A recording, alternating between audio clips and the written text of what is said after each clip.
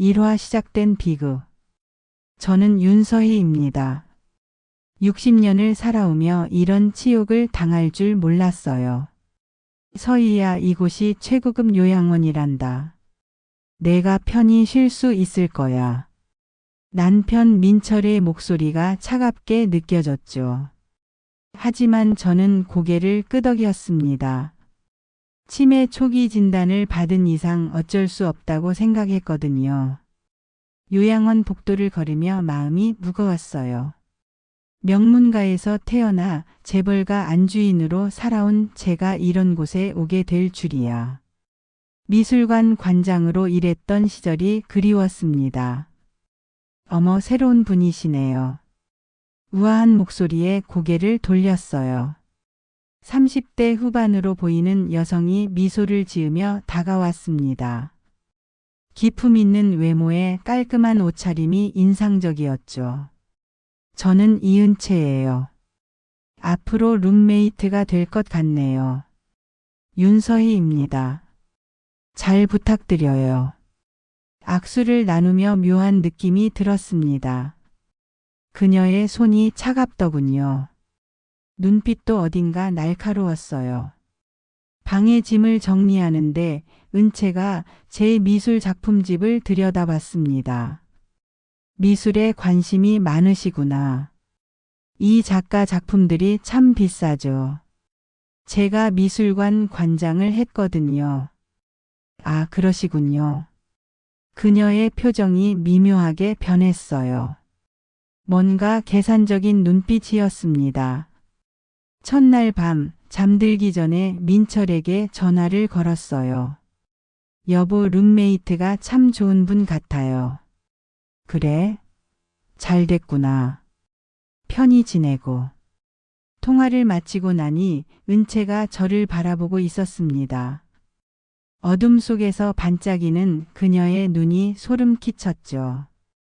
이튿날부터 이상한 일들이 시작됐어요. 제가 놓아둔 물건들이 자꾸 사라지는 거였습니다. 안경, 핸드크림, 심지어 약까지요. 은채 씨, 혹시 제 안경 못 보셨나요? 아니요, 못 봤어요. 치매 때문에 깜빡하신 것 아닐까요? 그녀의 말투가 차갑게 변해 있었어요. 첫날의 따뜻함은 온데간데 없었습니다. 점심시간에 식당에서 일어난 일은 더 충격적이었죠. 제가 스프를 마시는데 갑자기 그릇이 뒤집어졌어요. 어머, 죄송해요. 제가 실수했네요. 은채가 사과했지만 저는 분명히 봤습니다. 그녀가 일부러 제 팔을 친 걸요. 괜찮아요. 억지로 웃으며 답했지만 마음은 불편했습니다. 그날 저녁 화장실에서 나오다가 우연히 들었어요. 은채가 누군가와 전화 통화를 하고 있었습니다. 네, 순조롭게 진행되고 있어요. 곧 서류를 찾을 수 있을 것 같습니다. 서류? 무슨 서류를 말하는 건가요? 아니에요, 의심하지 않아요. 치매라서 기억도 잘 못하고요. 제 가슴이 철렁했습니다. 저에 대한 이야기였어요. 걱정 마세요, 아버지. 반드시 성공할 거예요. 아버지? 은채의 아버지가 누구길래 이런 일을 하는 걸까요? 다음 날 아침 제 서랍을 뒤지는 은채를 발견했습니다. 뭐 하세요? 아, 깜짝이야. 휴지를 찾고 있었어요. 하지만 그녀 손에 든 건 제 통장이었어요. 그건 제 통장인데요. 정말 죄송해요. 착각했나 봐요. 은채는 서둘러 통장을 돌려줬습니다. 하지만 저는 이미 의심하기 시작했죠. 오후에 산책을 나갔다 돌아오니 제 캐리어가 열려 있었어요. 안에 정리해둔 서류들이 뒤죽박죽이었습니다. 은채 씨, 왜 그러세요? 제 짐을 뒤지셨죠? 무슨 소리예요? 저는 줄곧 여기 있었어요. 그녀는 태연하게 부인했습니다. 하지만 제 눈을 똑바로 보지 못했어요. 그날 밤 저는 잠이 오지 않았습니다. 왜 이런 일들이 계속 일어나는 걸까요? 정말 치매 때문에 헛것을 보는 건가요? 화장실에 가려고 일어났는데 은채의 침대가 비어 있었어요. 어디 간 걸까요? 복도를 따라 나가니 사무실 쪽에서 희미한 불빛이 보였습니다. 살금살금 다가가니 은채가 컴퓨터 앞에 앉아 있었어요. 뭔가 문서를 출력하고 있었습니다. 화면을 자세히 보니 제 남편 이름이 보였어요. 민철 씨 비자금 계좌 내요. 제 심장이 멈출 뻔했습니다. 민철의 비자금이라니요? 은채가 뒤돌아볼까 봐 서둘러 방으로 돌아왔어요. 머릿속이 복잡했습니다. 왜 은채가 남편의 비자금 정보를 찾고 있는 걸까요?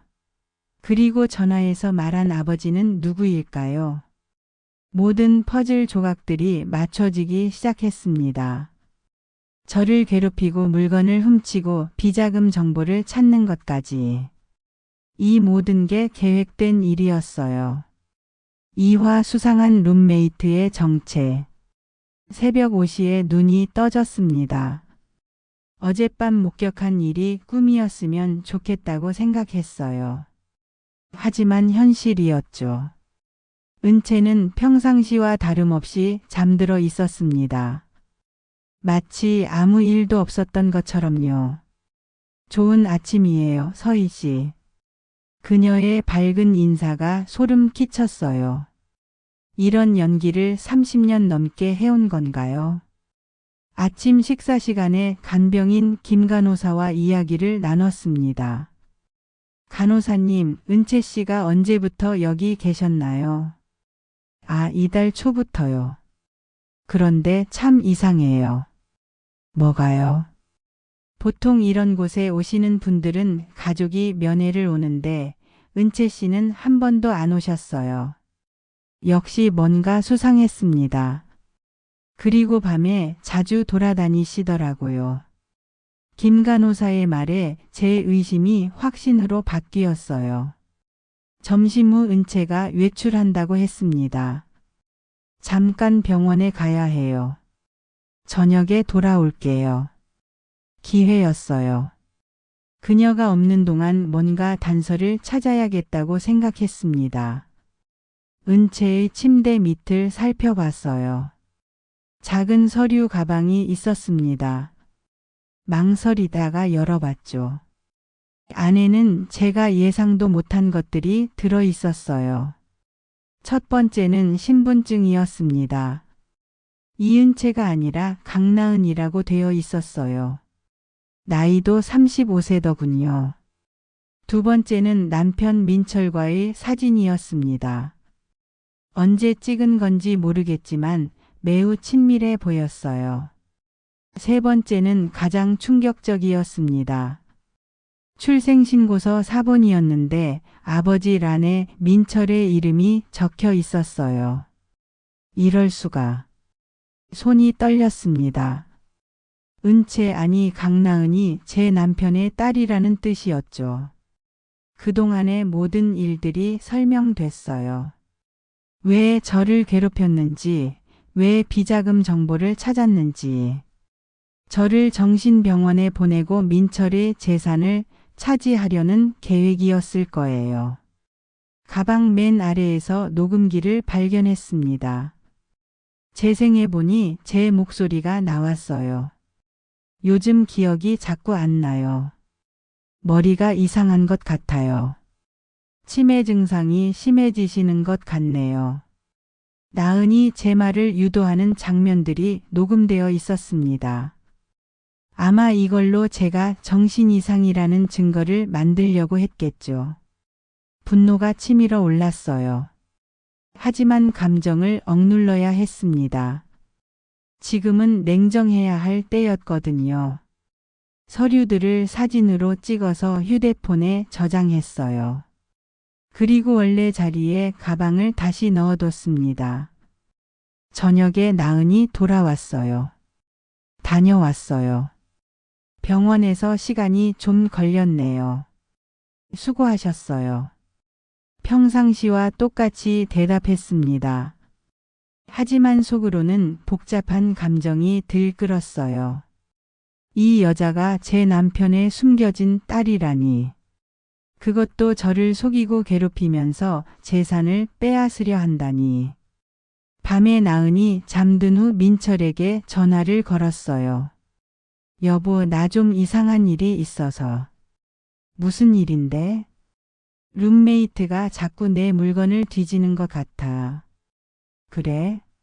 착각 아닐까? 요즘 기억력이 좋지 않잖아.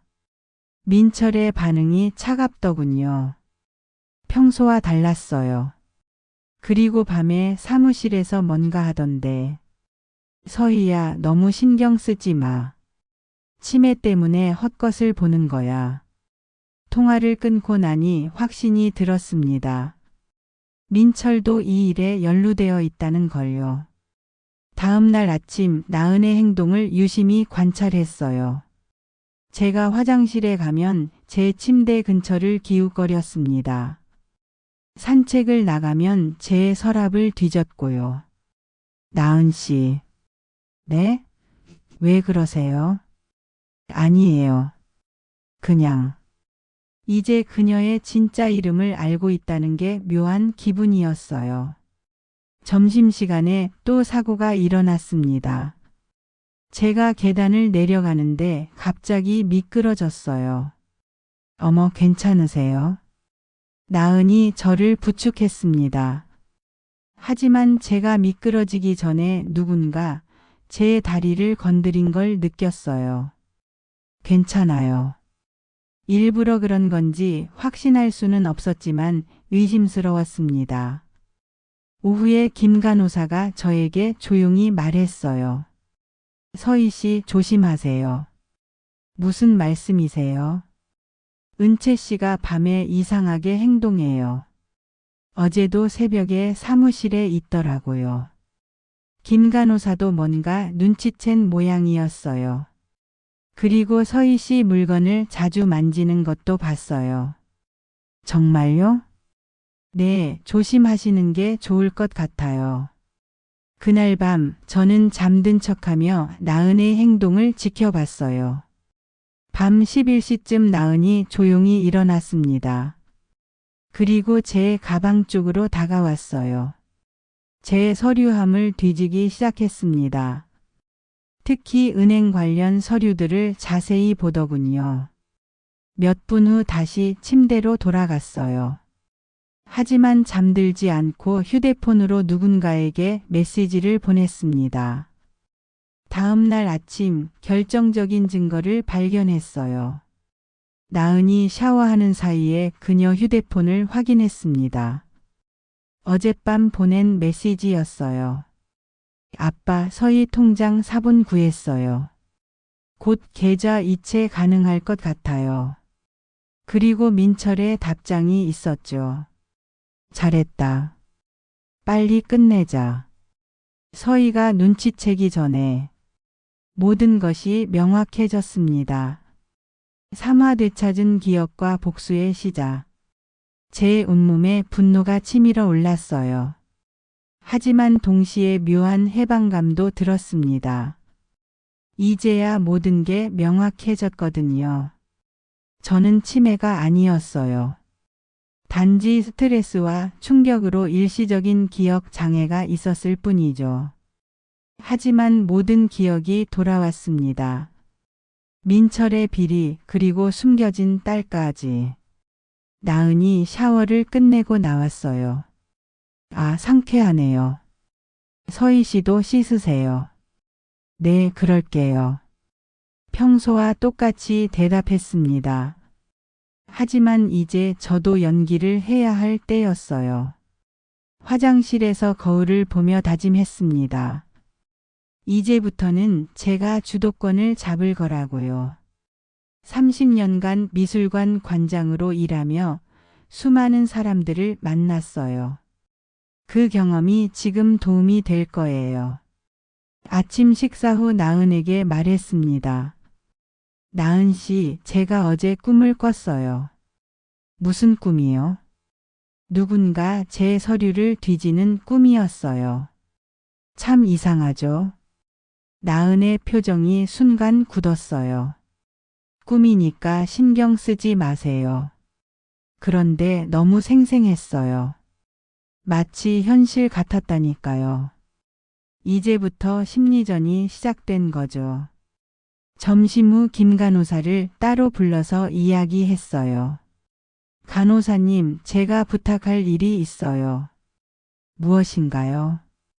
오늘 밤에 몰래 사무실을 지켜봐 주세요. 중요한 일이에요. 김 간호사는 고개를 끄덕였습니다.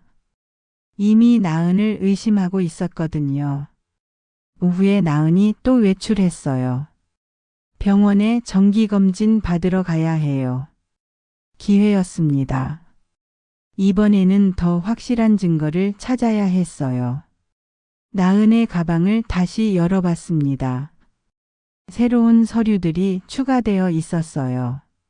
제 통장 사본과 계좌 이체 신청서였습니다.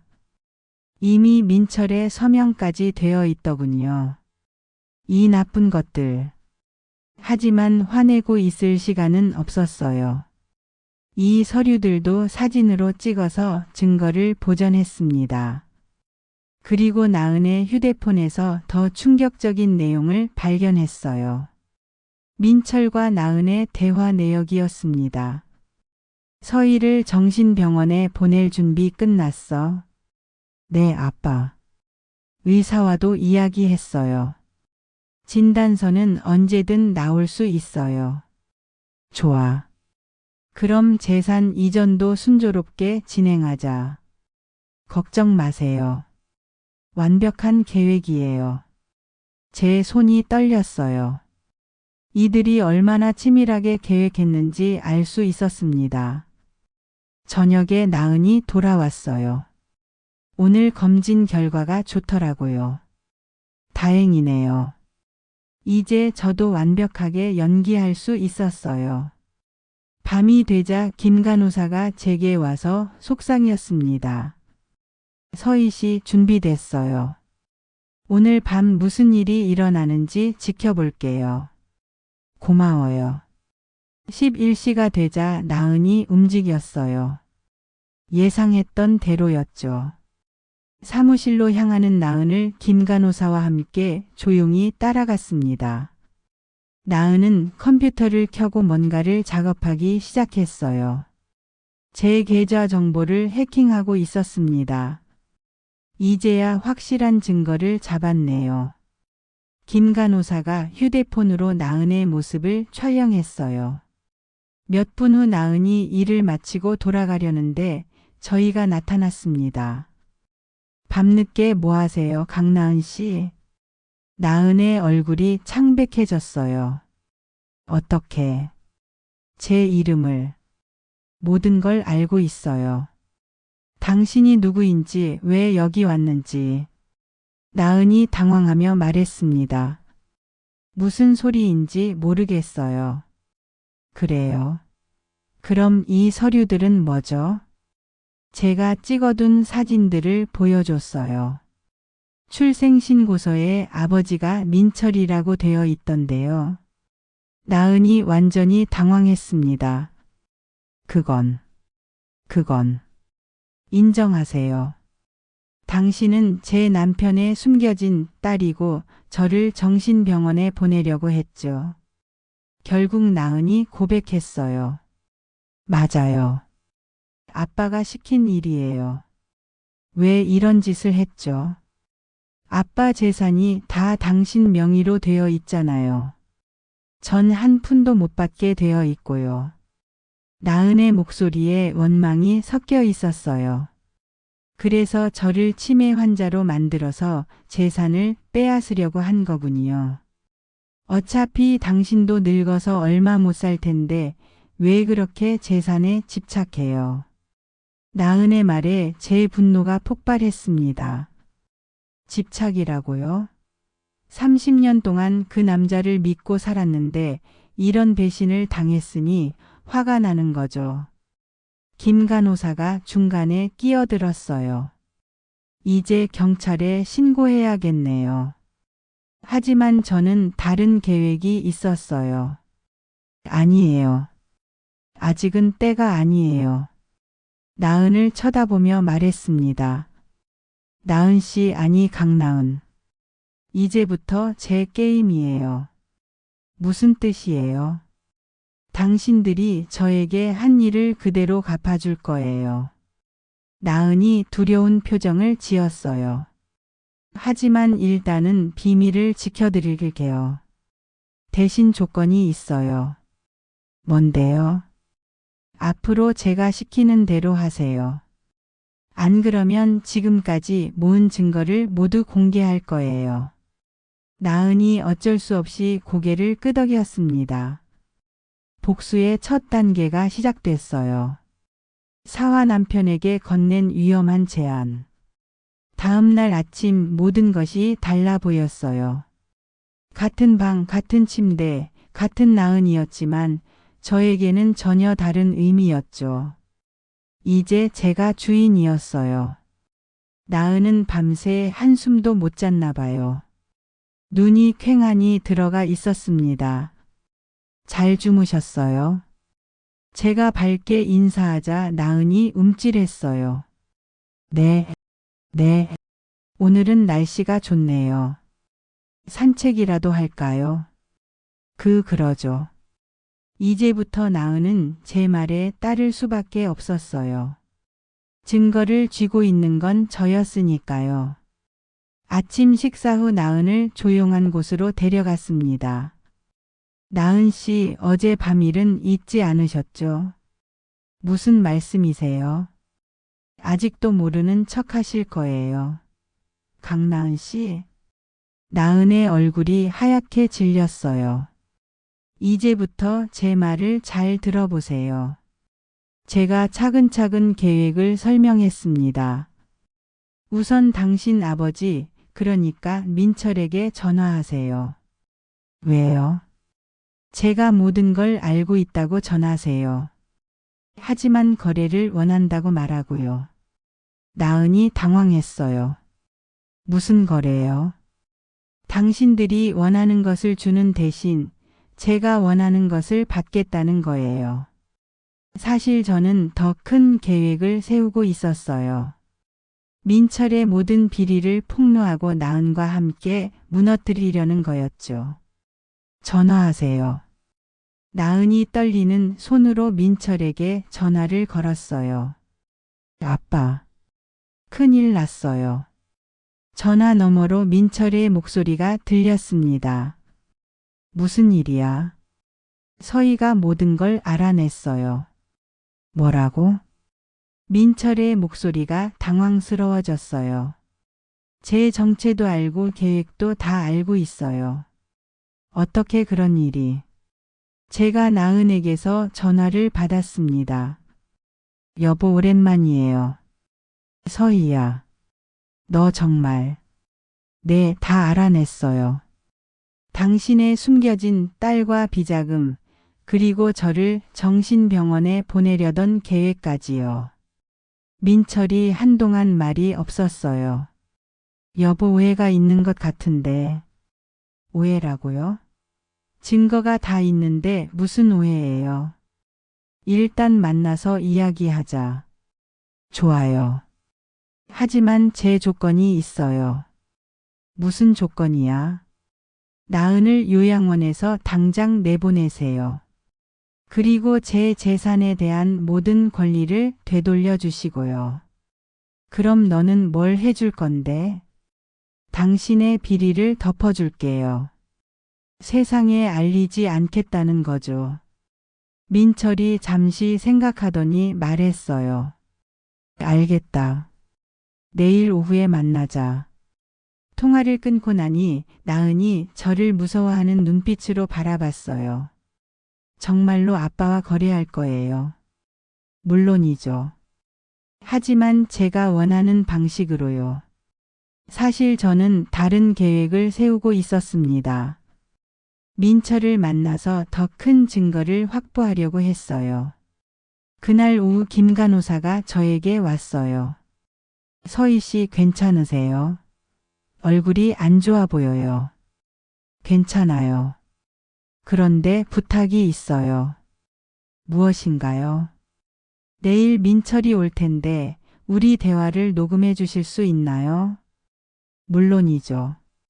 하지만 위험하지 않을까요? 제가 조심할게요. 다음 날 오후 민철이 요양원에 나타났어요.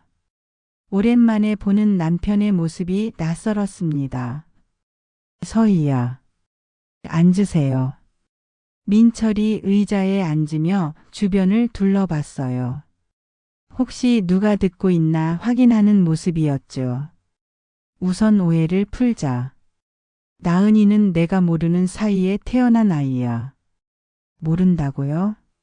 그럼 출생신고서에 왜 당신 이름이 있어요? 민철의 표정이 굳었어요. 그건 복잡한 사정이 있어. 복잡한 사정이라니요? 바람을 피웠다고 솔직히 말하세요. 서희야, 그때는 젊었고.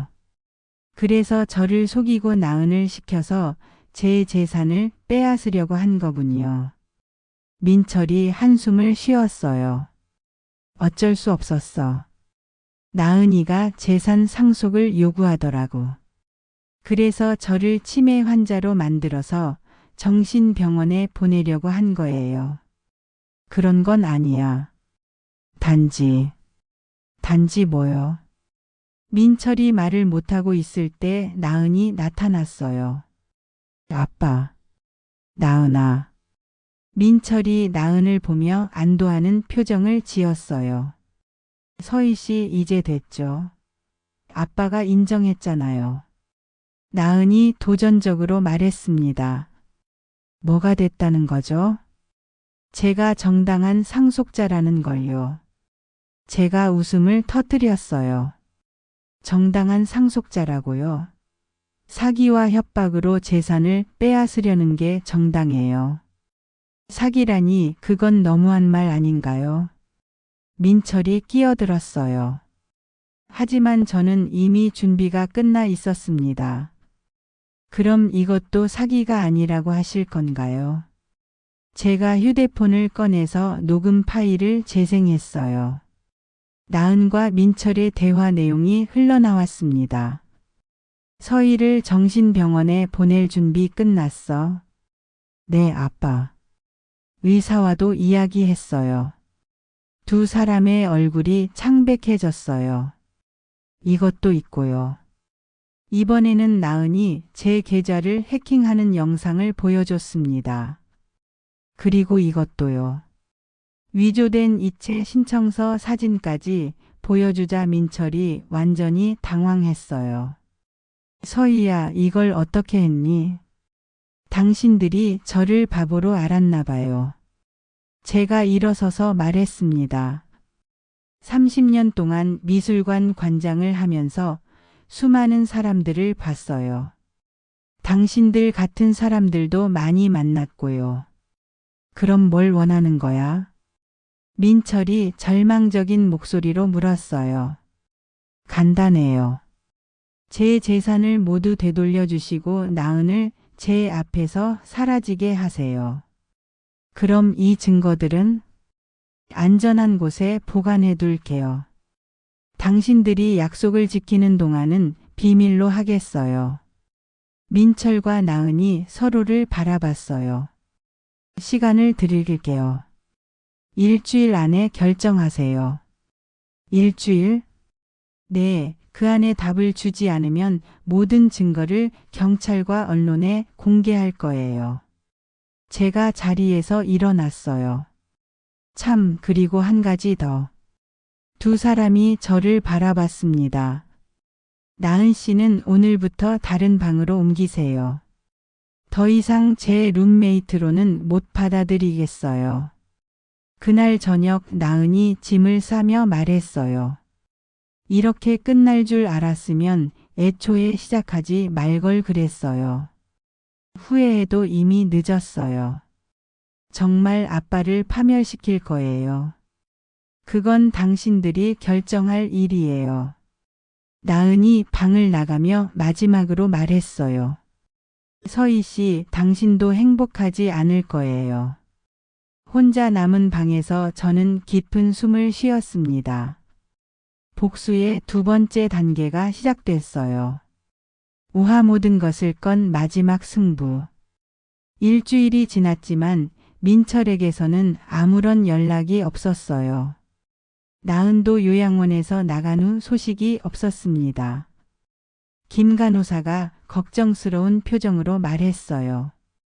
서희 씨 괜찮으세요? 요즘 잠도 잘 못 주무시는 것 같던데. 괜찮아요. 그냥 생각할 게 많아서요.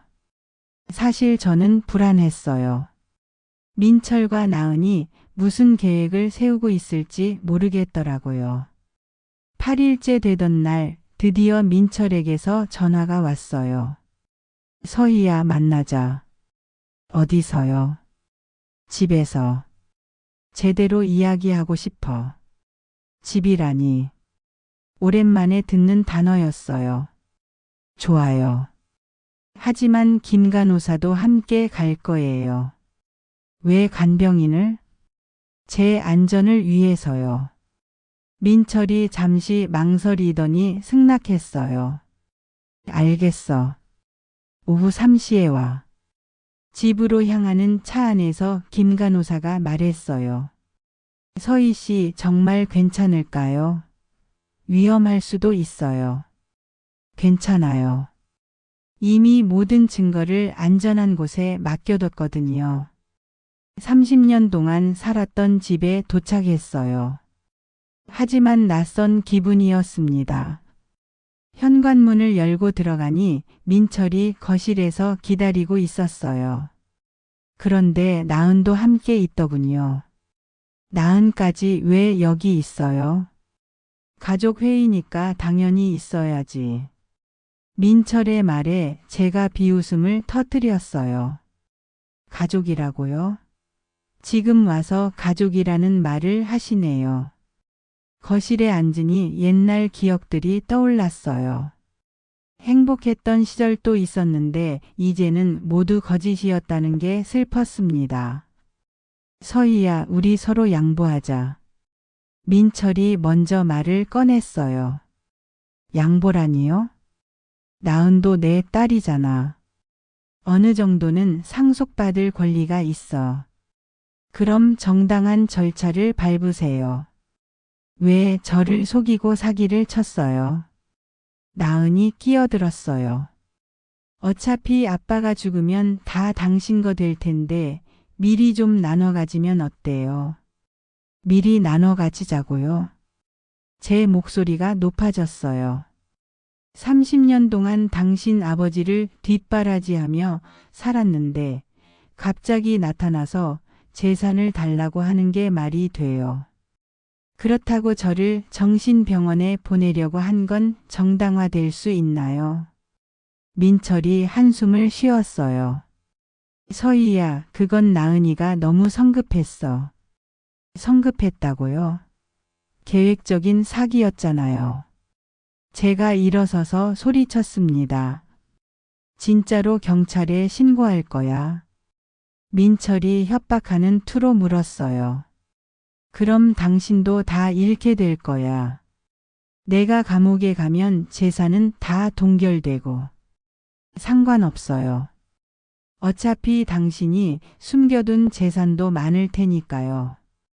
그때 나은이 갑자기 일어서더니 부엌으로 갔어요. 뭔가 이상한 낌새였습니다. 김 간호사님, 조심하세요. 제가 김 간호사에게 속삭이는 순간 나은이 칼을 들고 나타났어요. 이제 그만해요. 나은이 칼을 휘두르며 소리쳤습니다. 당신 때문에 제 인생이 망가졌어요. 김 간호사가 저를 감싸며 말했어요. 진정하세요. 이렇게 하면 더 큰일 나요. 하지만 나은은 이미 이성을 잃은 상태였어요. 아빠, 이 여자만 없으면 모든 게 해결돼요. 민철도 당황한 표정이었어요. 나은아, 칼을 내려놔. 싫어요. 이 여자가 모든 걸 망쳤다고요. 나은이 저에게 달려들려는 순간 김 간호사가 중간에 막아섰어요. 으악. 김 간호사가 팔에 상처를 입었습니다. 간호사님. 제가 김 간호사를 부축하는 사이에 나은이 다시 칼을 들었어요. 이제 끝이에요. 그때 현관문이 열리며 경찰들이 들어왔습니다. 경찰이야. 손들어. 나은이 칼을 떨어뜨리며 주저앉았어요. 어떻게? 민철이 당황해하자 제가 말했어요. 제가 미리 신고해뒀거든요. 혹시 모를 상황에 대비해서요.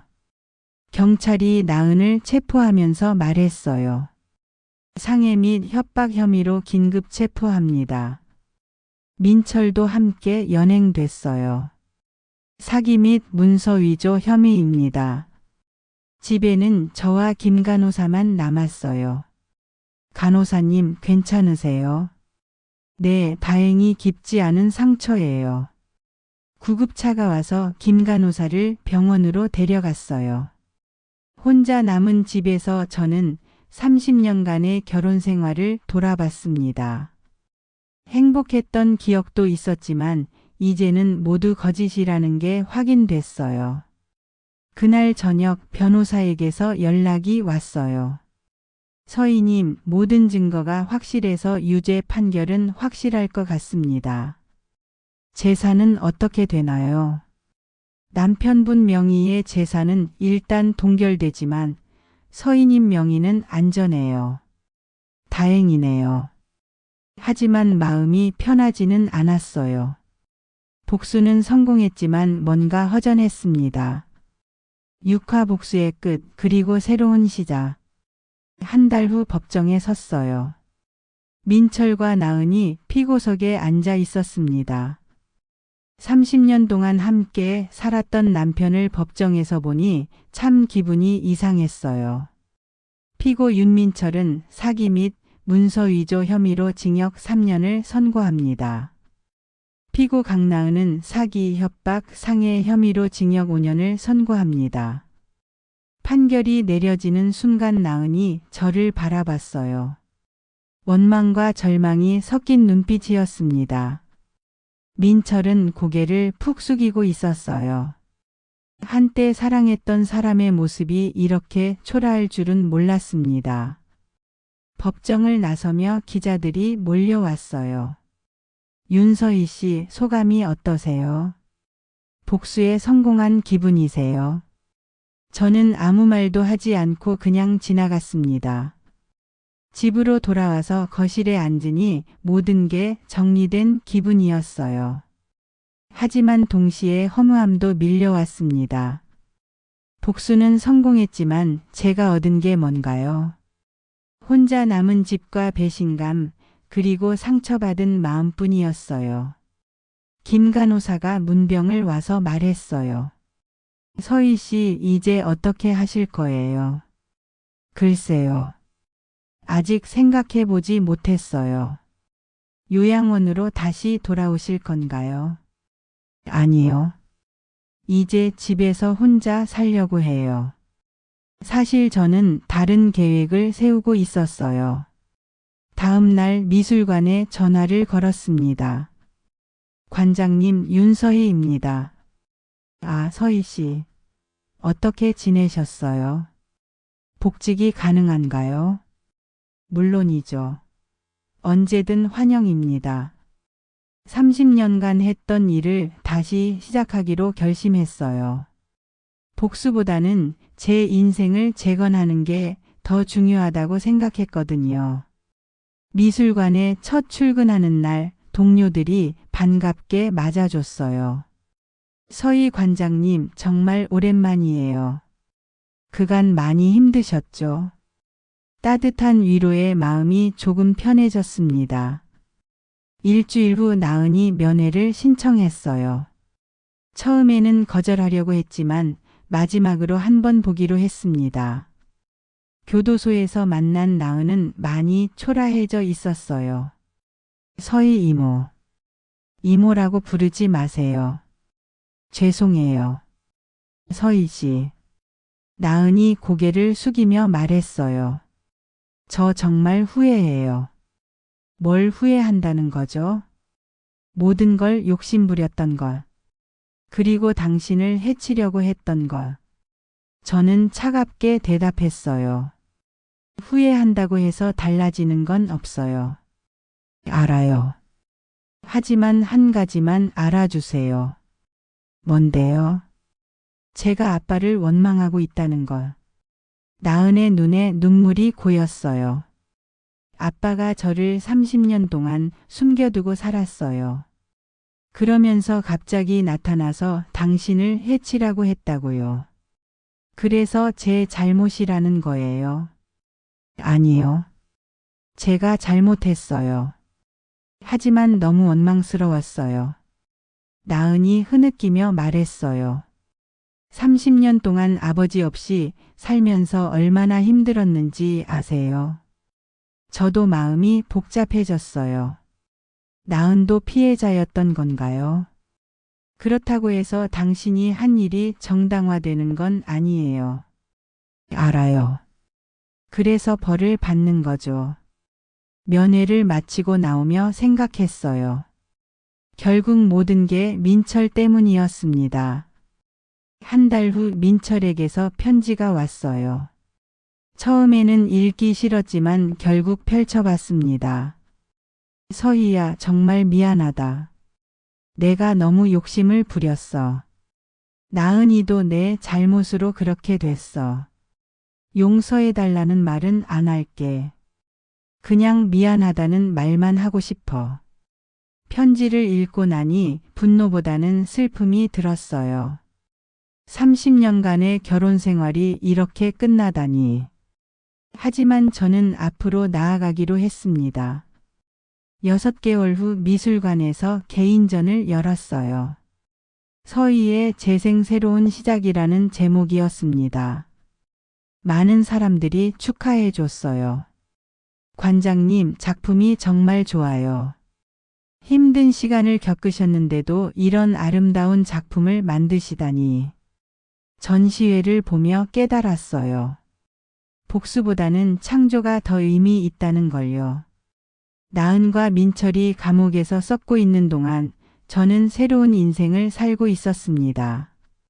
그들에게 복수하느라 제 시간과 에너지를 쏟았지만 결국 중요한 건 제 행복이었어요.